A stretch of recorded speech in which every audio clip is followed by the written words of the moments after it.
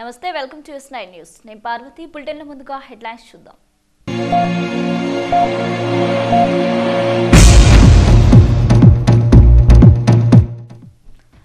Jayaprakash Narayana engineering కళాశాల tech ఉత్సవాన్ని పరిశీలించిన మహబూబ్నగర్ ఎమ్మెల్యే శ్రీనివాస్ గౌడ్ జిల్లా కలెక్టర్ రొనాల్డ్ రోజ్ నూతన ఆవిష్కరణలు బాగున్నాయంటూ ప్రశంసలు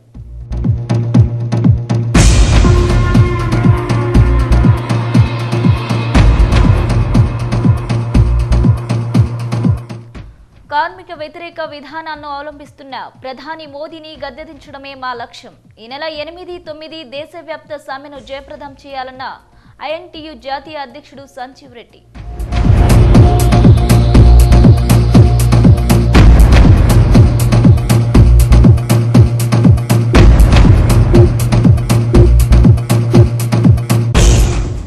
అన్ని గ్రామాలు ఏకగ్రీవం కావాలన్న ఎమ్మెల్యే శ్రీనివాస్ గౌడ్ పార్టీ కార్యకర్తల సమావేశంలో దిశానిర్దేశం చేసిన ఎమ్మెల్యే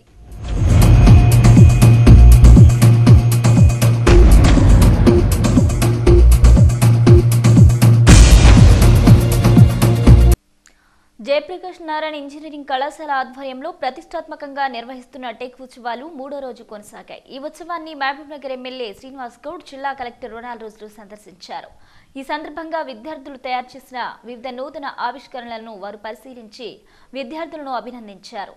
అనంతరం వారు మాట్లాడుతూ జేపీఎన్సీ కళాశాల విద్యార్థులు రూపొందించిన నూతన ఆవిష్కరణలు ఆలోచింపచేసే విధంగా ఉన్నాయని, వీటిని మన మహబూబ్నగర్ జిల్లాకు ఏ విధంగా ఉపయోగపడతాయో అనే విషయాలు ఆలోచించి నిర్ణయం తీసుకుంటామని అన్నారు. ఈ కార్యక్రమంలో జేపీఎన్సీ కళాశాల చైర్మన్ కెఎస్ రవికుమార్ తదితరులు పాల్గొన్నారు.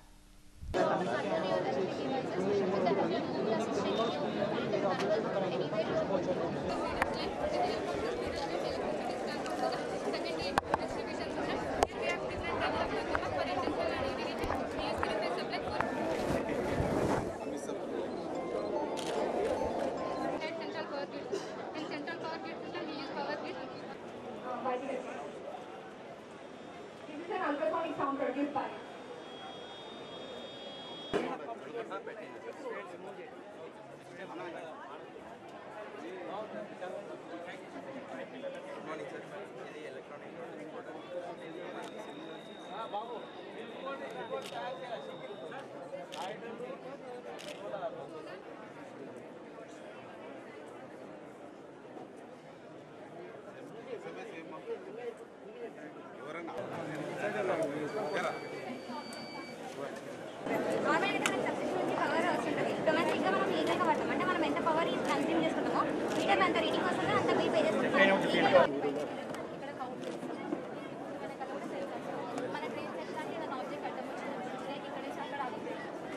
ఏపీఎన్సీ ఆధ్వర్యంలో ఏర్పాటు చేస్తున్న ఈ సైన్స్ ఫేర్ ఇవాళ చూడడం జరిగింది. ఇంజనీరింగ్ పిల్లలు different technologies around the world ఉన్నవి, ప్లస్ వాళ్ళ కొత్త ఇన్నోవేషన్స్ అవన్నీ కూడా ఇవాళ ఇక్కడ ప్రదర్శన చేయడం జరిగింది. చాలా కొత్త ఐడియాస్ కూడా వాళ్ళు ఇక్కడ పెట్టడం జరిగింది. ఐ ఆల్సో హోప్ ఈ ఐడియాస్ని వాళ్ళే ఒక ఆంటర్‌ప్రెన్యూర్‌గా ఉండి ముందుకు తీసుకెళ్ళడానికి ముందుకు వెళ్తారని అనుకుంటున్నాము. అలాగే దీంట్లో మంచి ఐడియా ఏమైనా ఉంటే మన జిల్లాలో కూడా దీన్ని మనం వాడుకోవడానికి అవకాశం ఉందన్నది కూడా మేము చూసుకోవడం జరుగుతాయి. Thank you. ఇలాంటి ప్రదర్శనలు విద్యార్థుల భవిష్యత్తుకు, దేశ భవిష్యత్తుకు ఎంతో అవకాశం. ఖచ్చితంగా భవిష్యత్తులో ఈ మహబూబ్నగర్లో ఐటీ ఇండస్ట్రియల్ కారిడార్ ఏర్పాటు చేసి ఇక్కడ అయినటువంటి విద్యార్థులకు ఎక్కడనో అమెరికాలో పోయి వారిలో పోయి పనిచేయాల్సిన అవసరం లేకుండా ఇక్కడనే పనిచేసేటట్టు అవకాశం కల్పించడమే లక్ష్యంగా ముందుకు తీసుకెళ్తాం. నిన్ననే టీఎస్ఐఎస్సి మేనేజింగ్ డైరెక్టర్ నరసింహారెడ్డి గారితో మాట్లాడాం. ఐటీ టవర్ ప్లాన్ ప్రిపేర్ అయింది. టెండర్ వెళ్తామంటే ఈరోజు గ్రామ పంచాయతీ ఎలక్షన్స్ ఉన్నాయి, మరి గ్రామ పంచాయతీ ఎలక్షన్స్ తర్వాత పిలుతామని చెప్పడం జరిగింది. తొందరలోనే ఐటీ టవర్ టెండర్ కూడా కంప్లీట్ చేసుకోండి. పెద్ద ఎత్తున ఇండస్ట్రీస్ వచ్చేటట్లు కృషి చేస్తాం. భవిష్యత్తులో ఈ మహబూబ్నగర్లో మంచి కళాశాలలు, మంచి స్కూళ్ళు, మంచి వాతావరణం, మంచి మనుషులు, ఇక్కడనే ఉద్యోగాలు చేయడానికి అవకాశం ఉండేటట్లు అన్నీ ఉన్నాయి. మహబూబ్నగర్ చేయడమే లక్ష్యంగా తీర్చిదిద్దుతాం. ఖచ్చితంగా అన్ని సౌకర్యాలు సమకూరుతాం.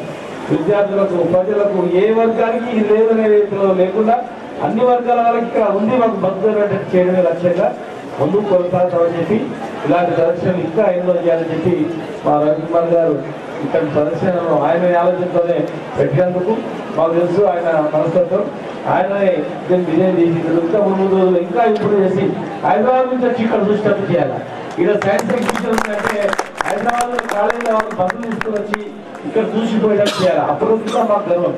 మాకు మామూలు నుంచి హైదరాబాద్ పోతున్నారు ఎందుకంటే కొంచెం బాధ ఉంటుంది, కానీ హైదరాబాద్ నుంచి మామూలు పరిస్థితులు చూడడానికి అన్నప్పుడు చాలా గర్వం అనిపిస్తుంది. అదే లక్ష్యంగా మేము ముందుకు పోతాం.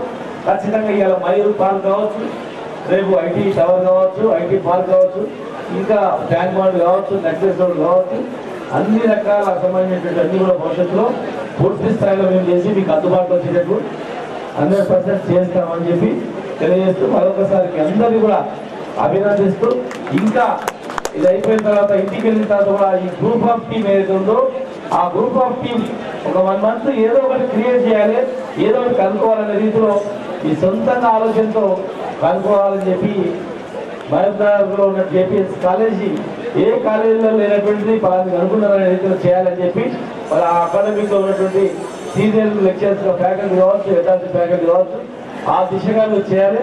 మీరు ఏదైనా కనుక్కున్నాం మాకు ఫైనాన్షియల్గా కొంచెం ఇబ్బంది ఉందంటే ఆ ఫైనాన్షియల్ అసిస్టెన్స్ మీకు ఇవ్వడానికి కూడా మీకు సిద్ధంగా ఉందని చెప్పి మరొకసారి కార్మిక వ్యతిరేక విధానాలను ప్రదర్శిస్తున్న ప్రధాని మోదీని గద్దెదించడమే మా లక్ష్యమని ఐఎన్టీయూసీ జాతీయ అధ్యక్షుడు సంజీవ్ రెడ్డి అన్నారు.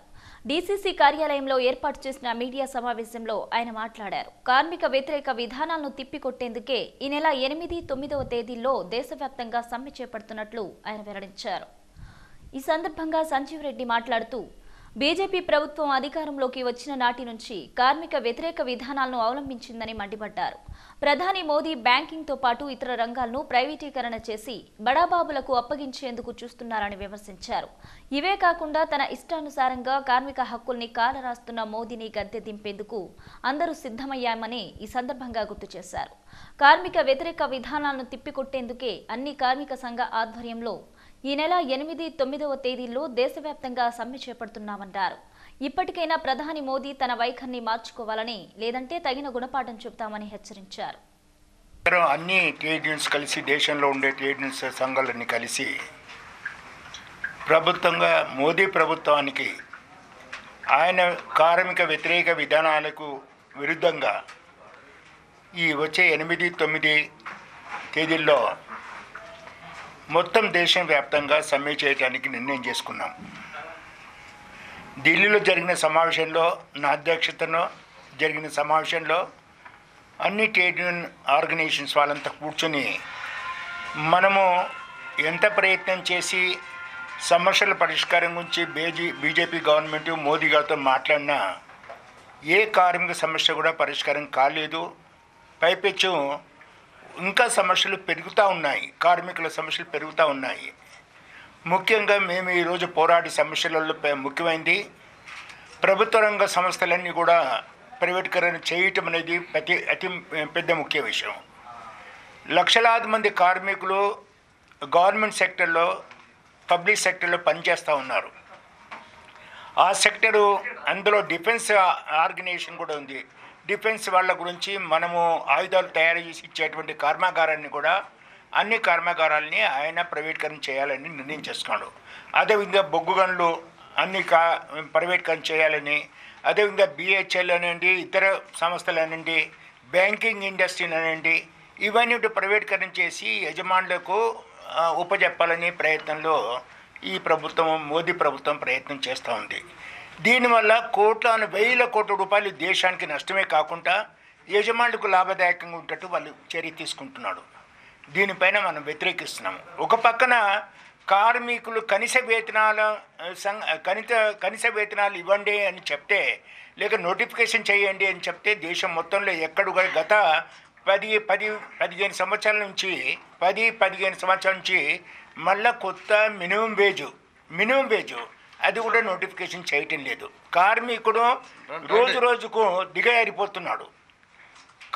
ఈ రోజు మీరు చూసినట్టయితే కార్మికుని యొక్క ఆదాయము, సంపదన తగ్గిపోతూ ఉంది, ధరలు పెరుగుతూ ఉన్నాయి. కొత్త మినిమం వేజ్ రాకపోవటం వల్ల కార్మికుడు ఉన్న 10 ఏళ్ల కింద ఇచ్చిన జీతాన్ని దానిపైనే బతకటానికి మరి ప్రభుత్వం ఒత్తిడి చేస్తూ ఉంది.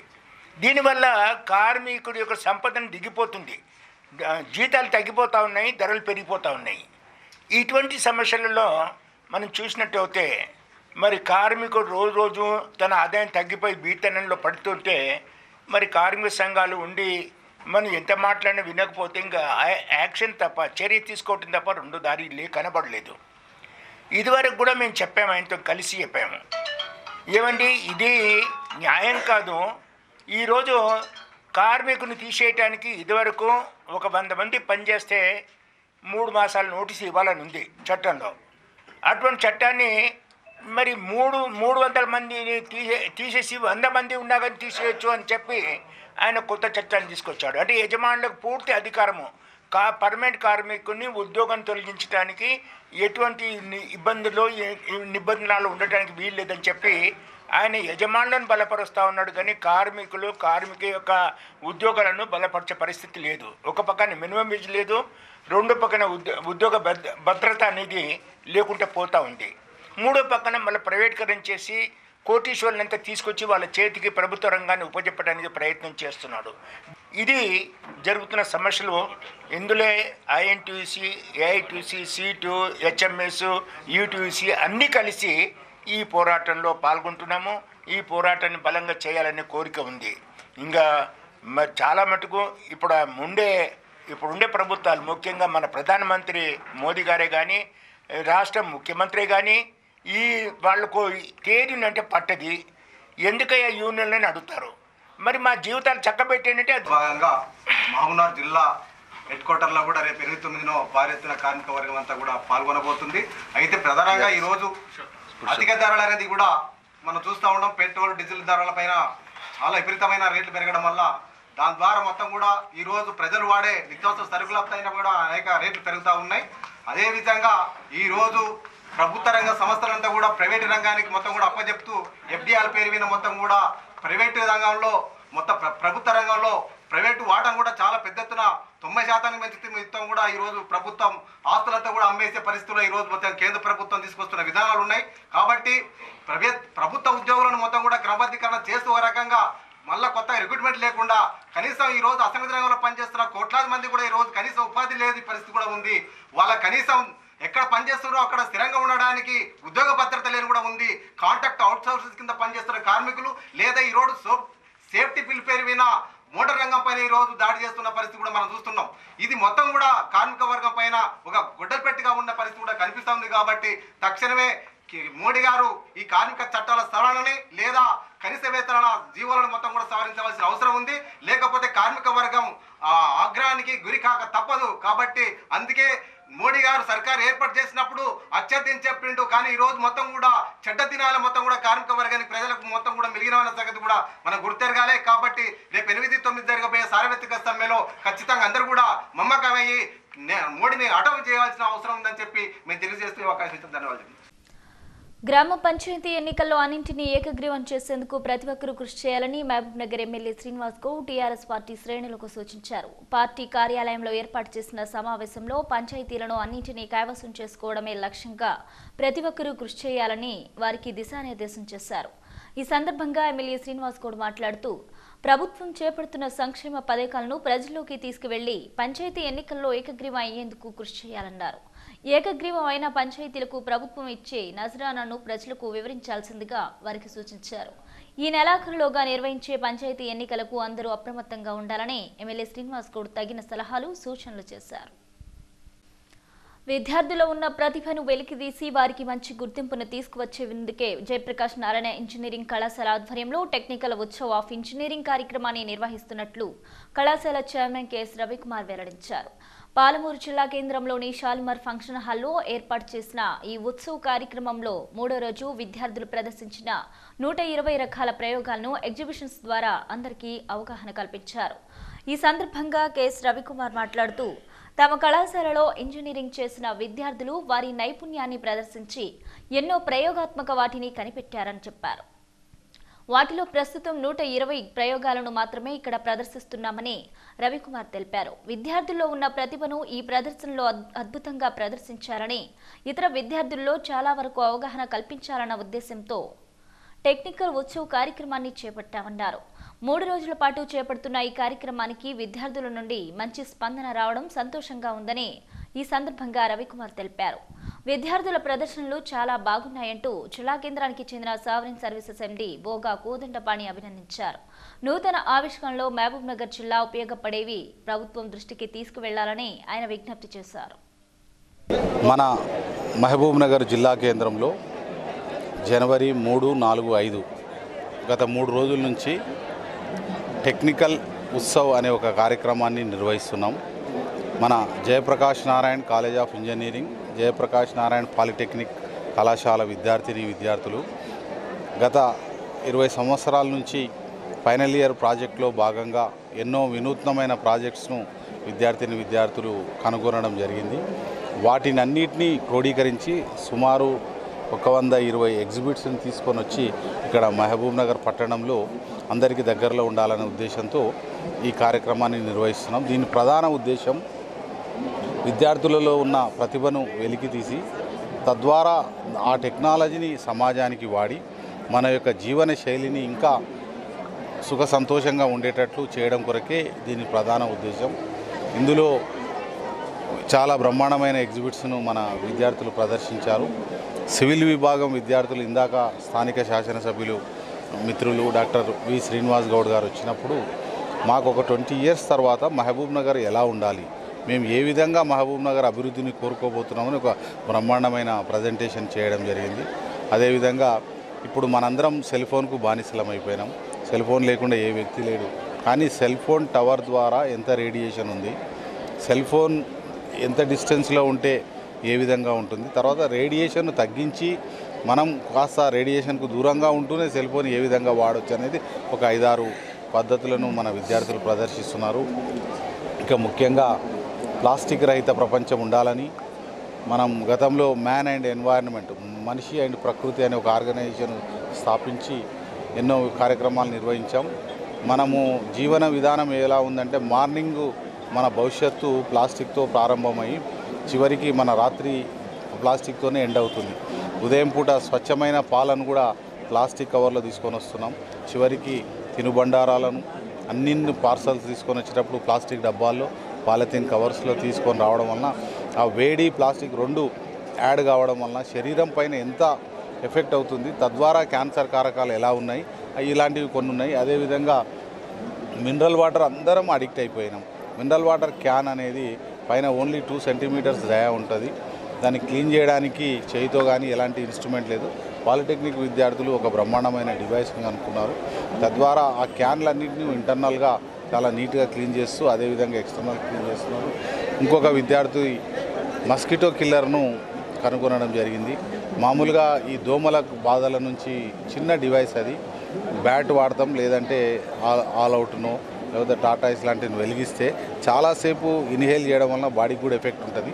అలా ఉండకుండా కేవలం ఒక ధ్వని తరంగాల ద్వారా ఆ దోమలను తరిమేయచ్చని ఇలాంటి ఎన్నో వినూత్నమైన కార్యక్రమాలు చేస్తున్నాము.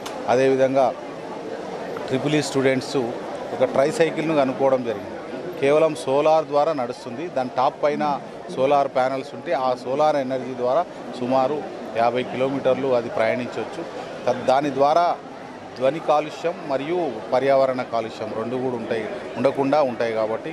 అదేవిధంగా మెకానికల్ విద్యార్థులు మన చిన్న కార్ను కనుక్కోవడం జరిగింది 16,000 కాస్తో.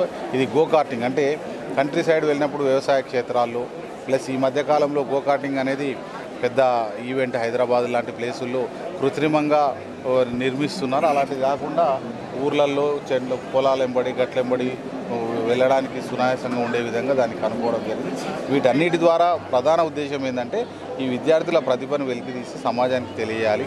మరి ఇంత పెద్ద స్టాల్ను బ్రహ్మాండంగా సందర్శిస్తున్నటువంటి ప్రైవేట్ స్కూల్స్, ప్రైవేట్ జూనియర్ కాలేజీలు, పాలిటెక్నిక్ కాలేజెస్ మరియు అన్ని విద్యా సంస్థలు, ఆ యొక్క యాజమాన్యాలు, టీచర్లందరికీ కూడా Jayaprakash Narayan college of engineering వారి తరఫున హృదయపూర్వక ధన్యవాదాలు. Thank you. నమస్తే.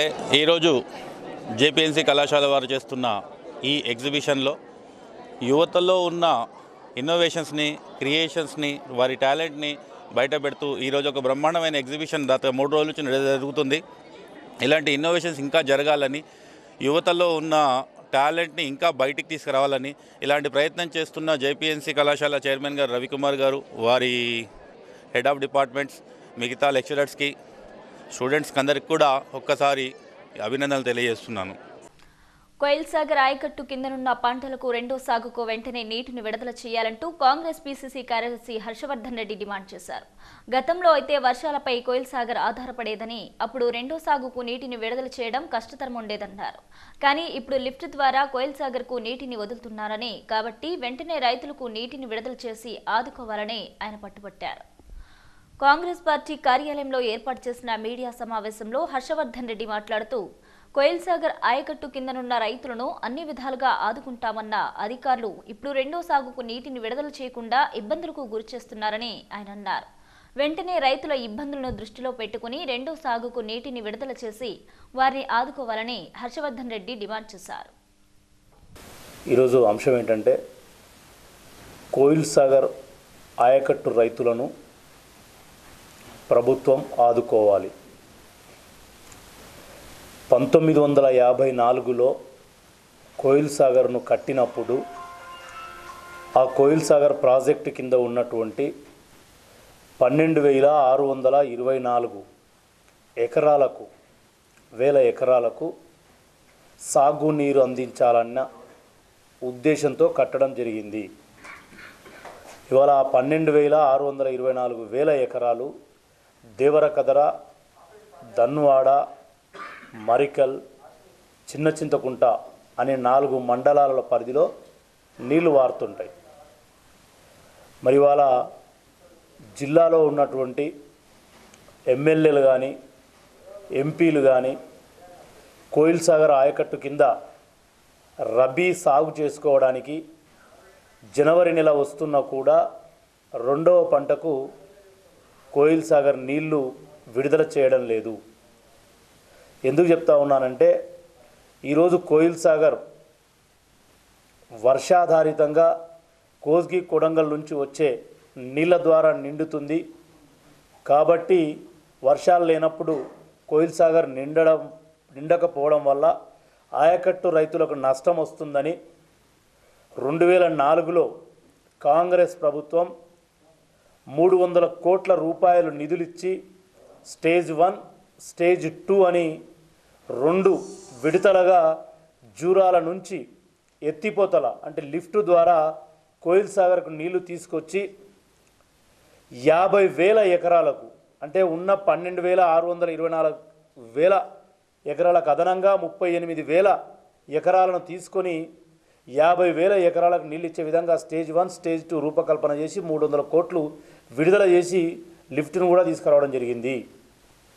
మరి ఆ రోజు కాంగ్రెస్ ప్రభుత్వం తలపించినటువంటి అనుకున్నటువంటి 50,000 ఎకరాలకు నీళ్లు ఇవ్వకుంటే కనీసం ఉన్న 12,624 ఎకరాలకు నీళ్ళు ఇవ్వడం లేదు. కోయిల్ సాగర్ కెపాసిటీ 2.2 టీఎంసీల నీళ్లు. మరి అలా 0.5 టీఎంసీ నీళ్లను పాలమూరు పట్టణానికి తాగునీరు కోసం కాంగ్రెస్ ప్రభుత్వం ఆ రోజు ఇచ్చింది.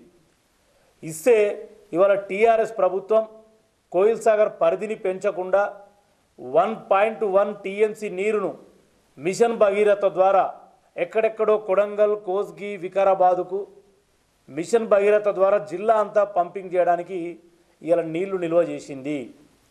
25 ఫీట్ల నీళ్ళు ఇలా కోయిల్ సాగర్లో నిల్వ ఉంటే, అంటే పాత అలుగు అంటారు దాన్ని, 26 ఫీట్ల వరకు పాత అలుగు, 32 ఫీట్లకు కొత్త అలుగు. మరి 26 ఫీట్ల నీళ్ళు ఇవాళ ఉన్నాయి, 25.7 ఫీట్స్ నీళ్ళు ఇవాళ ఉన్నాయి. శబరిమల అయ్యప్ప ఆలయంలోకి మహిళలు ప్రవేశించడాన్ని నిరసిస్తూ ఉమ్మడి జిల్లాలో అయ్యప్ప భక్తులు చేపడుతున్న నిరసనలు కొనసాగుతూనే ఉన్నాయి. పగలు రాత్రి తేడా లేకుండా వారంతా నిరసనలు తెలుపుతూ పెద్ద ఎత్తున ఆందోళన కొనసాగిస్తున్నారు. వెంటనే ఆలయంలోకి మహిళల ప్రవేశాన్ని నిషేధించాలని ఈ సందర్భంగా వారంతా పట్టుపడుతున్నారు.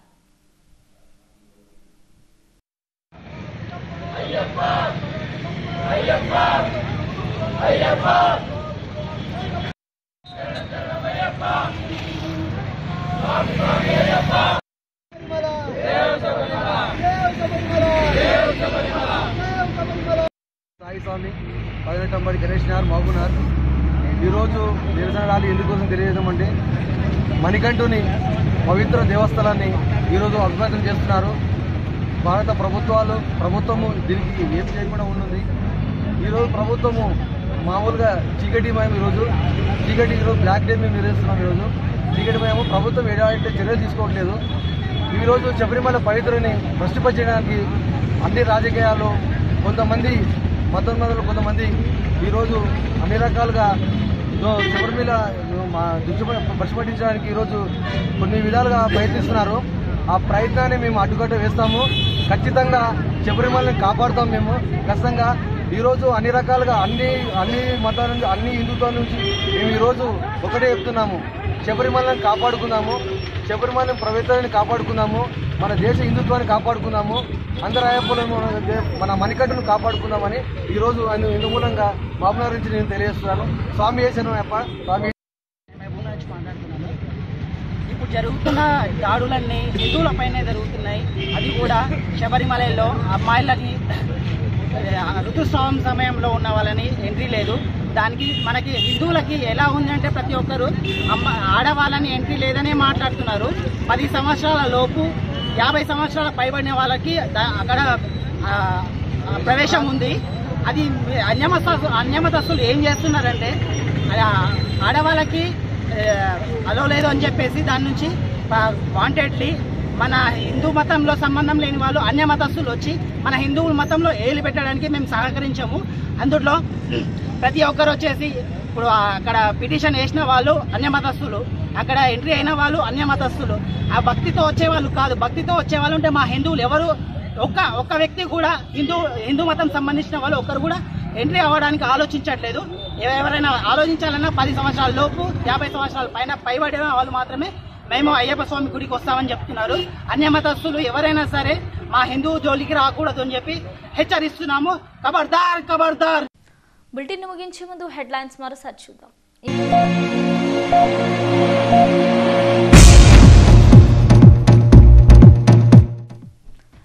జయప్రకాష్ నారాయణ ఇంజనీరింగ్ కళాశాల టెక్ ఉత్సవాన్ని పరిశీలించిన మహబూబ్నగర్ ఎమ్మెల్యే శ్రీనివాస్ గౌడ్, జిల్లా కలెక్టర్ రొనాల్డ్ రోజ్. నూతన ఆవిష్కరణలు బాగున్నాయంటూ ప్రశంసలు.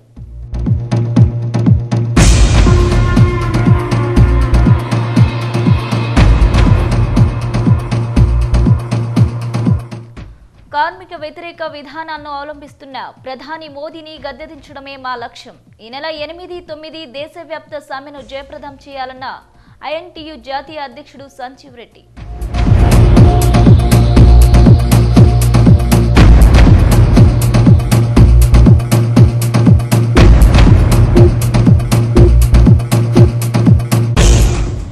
అన్ని గ్రామాలు ఏకగ్రీవం కావాలన్న ఎమ్మెల్యే శ్రీనివాస్ గౌడ్. పార్టీ కార్యకర్తల సమావేశంలో దిశానిర్దేశం చేసిన ఎమ్మెల్యే.